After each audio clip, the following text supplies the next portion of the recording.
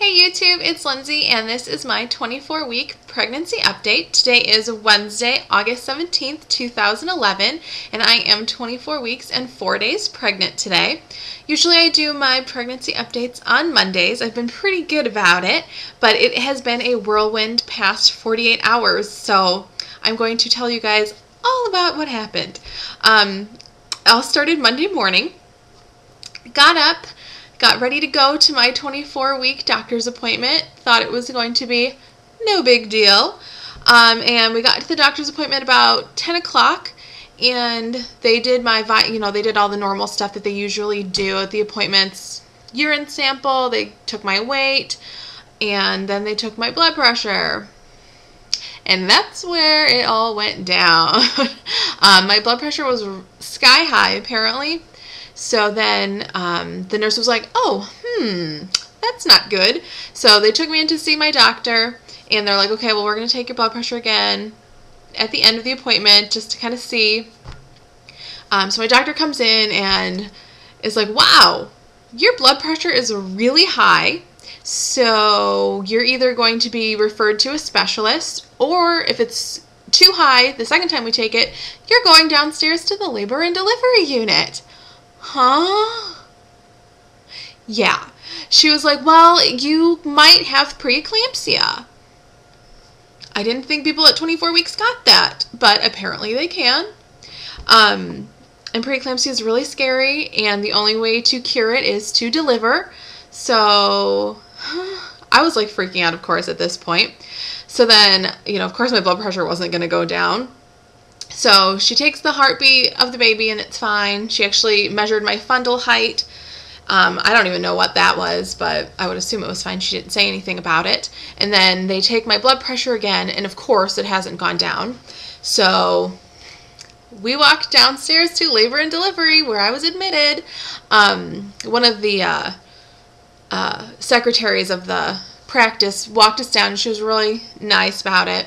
And she was like, oh, but you haven't had your hospital tour yet, have you? And we're like, yeah, no, definitely not, but we actually were just talking about that the day before. Like, oh, I think October would be a good time to go. So we were walking, and we walked past the NICU unit, and there was a baby in there, and I just lost it. I just absolutely lost it. I mean, I know he has a pretty good chance of surviving if he was to be born now, but I do not want my son in the NICU unit if at all possible. So I just lost it. Like, the whole situation became really real. I didn't obviously at this point know what was going to happen, but the fact that I might have had to deliver this baby at that point was so scary to me. Spoiler alert, if I can talk. He's still in my belly, so that's good. But so I was put actually in a labor room, which again was very scary. But the reason they put me in the labor room was so that they could monitor the baby. And he was fine. He was absolutely fine the entire time we were there. No one was stressed out about anything that was going on with him. But then my blood pressure, of course, was still super high, and they had me on a continuous monitor of my blood pressure.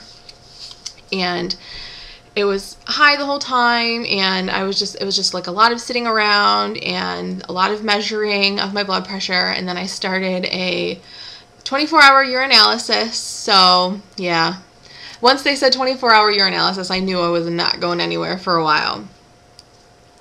And then later that evening, on Monday evening, I actually ended up speaking with a high-risk OB who talked to me about the preeclampsia, and they had drawn my blood earlier that day too. So he talked to me about the preeclampsia, but then he said that more than likely, indicating from the labs that they had drawn, I have chronic hypertension. And I've had chronic hypertension for a while, and I just never knew it. And hypertension is basically just a fancy term for high blood pressure. So, and he said that of the two, of preeclampsia or chronic hypertension is the one you want to have. It's the lesser of two evils. So, it's more manageable. More than likely the baby will be able to stay in longer, and, just put you on medication, and it should even your blood pressure out. because not only was my blood pressure really high, it was jumping all over the place. Like one time they would take it and the top number was too high, the bottom number was fine. And then the next time they would take it, it was like flip-flopped. So the top number was fine and then the bottom number was too high. It just kept jumping all over the place, which was also a concern. And he said, well, more than likely you'll probably just be put on a medicine and it'll all be fine. You're not going to like the medicine. It's not going to agree with you at first because you're used to being with your blood pressure being all over the place, and then we're going to try and stabilize it. So, okay, I guess I have to deal with that. But and then my actual OB came in and said hello and just kind of reiterated, what was going on and what she thought it was, and she agreed with the high-risk OB that, more than likely it was a chronic problem. I just didn't know that I had it. And every time that they had actually taken my blood pressure at the doctor's office, it was always in the normal range. They were never really concerned about it. But every time since I started going there in April, it has kind of been creeping higher and higher. So they said, maybe we could have caught it a little bit earlier, but whatever, we didn't. And so now you're here in the hospital. So after I talked with my OB, they actually moved me to a postpartum room, which was a lot nicer, a lot bigger, not so dim. It had a window. So that was nice. So I was going to spend the night there, and they were going to continue to monitor my blood pressure and take the urinalysis and monitor the baby. Yeah, they monitored the baby, who again was absolutely fine. So then the next morning, one of the other doctors in the practice came and talked to me again. So she officially put me on bed rest and told me that I have to limit my sodium intake. So I'm not she didn't seem to be super concerned about how much sodium I'm intaking, but she said there were some saltines that the nurse had given me the night before, and she said, anything with the word salt in it, you probably should just stay away from. So, and that's because of swelling. And I haven't swollen at all. I'm not wearing my wedding ring right now just because I had my husband take it home. When we were at the hospital, I haven't put it back on yet. But it totally fits it just like it did the day we got married, 8 months ago, whatever. So I'm officially on bed rest, and yeah. So then yesterday afternoon, I got the results of the urinalysis back, and there was some there was some protein in my urine, but not enough for it to be preeclampsia. So that was really good. And then all my labs that I had taken were perfectly normal. That's enough. I guess they can tell of preeclampsia from the blood that they take, and mine was perfectly normal. So they didn't have any concerns about that. So then I was put on labetalol, which is a blood pressure medication. And they said, so that's a good thing. You don't have preeclampsia yet. And we're going to put you on this medication. However, we need to keep you for another night so that we can monitor and see how well this medication works for you. Okay, so they gave me the medication at like 6:30 last night, and they continued to monitor, and basically the very next time they took my blood pressure, maybe an hour or two after they gave me the medicine, it was normal, like totally perfectly fine. So that was really good. And then last night they were monitoring the baby, and I ended up having a contraction, and it was like a monitor, showed up on the monitor. So the nurse, I don't think she really knew what to do because she was on the postpartum side. So she's like, okay, well, let me go talk to one of the other labor delivery nurses and see if we need to call your doctor. And she came back, she's like, unless you have 6 or 7 right in a row, then we don't need to do anything. It's totally fine. But it was just kind of weird that, yes, what I've been experiencing definitely have been contractions, and yeah, but she said it was, it wasn't much of a concern. They said they didn't like to use the term Braxton Hicks at the hospital, but basically that's what it was.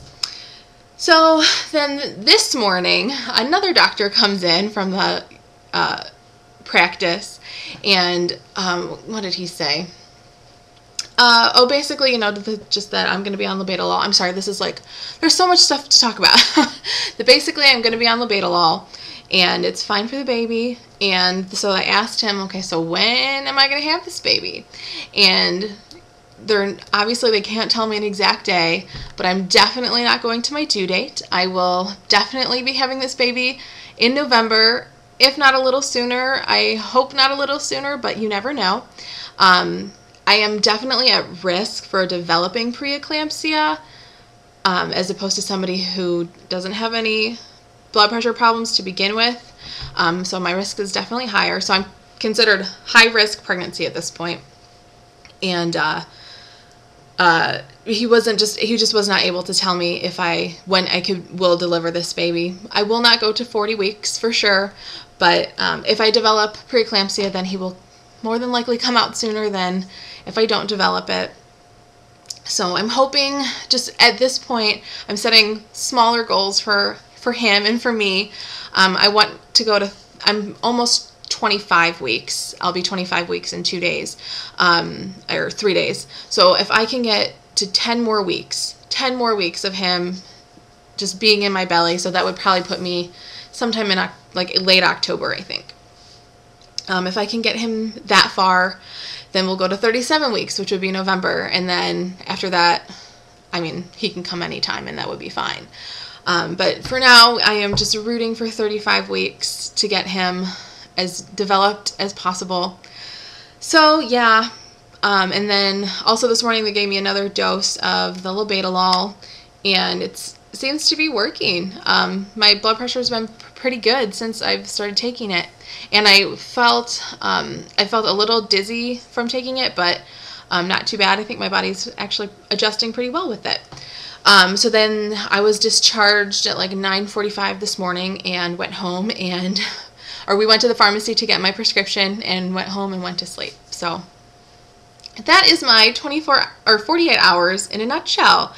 Oh, and one other thing. They did possibly find something in my urinalysis that could indicate either a bladder infection or a UTI.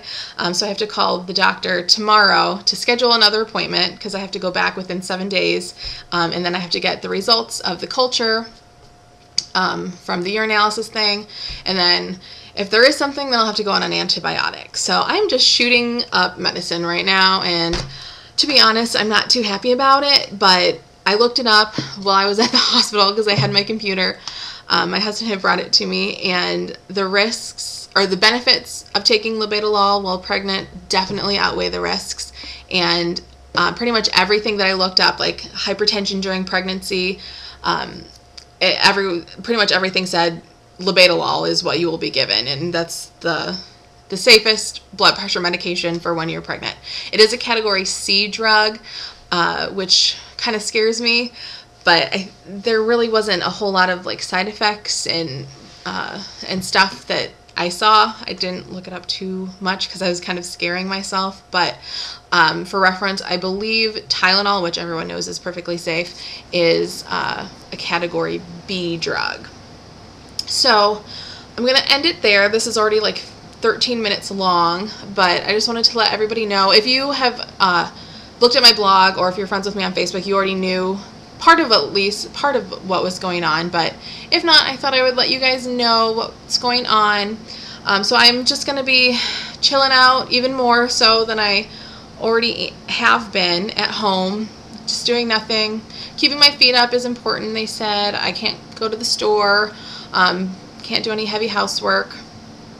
So yeah, it's going to be a long 10, 12, 13 weeks. But it'll be worth it in the end. Just hope that he can stay in as long as possible. That's the most important thing. So anyways, I will talk to you guys. I'll try and do an update again then on Monday, and I've got some other like more fun things to talk about. So I will talk to you guys then. Bye.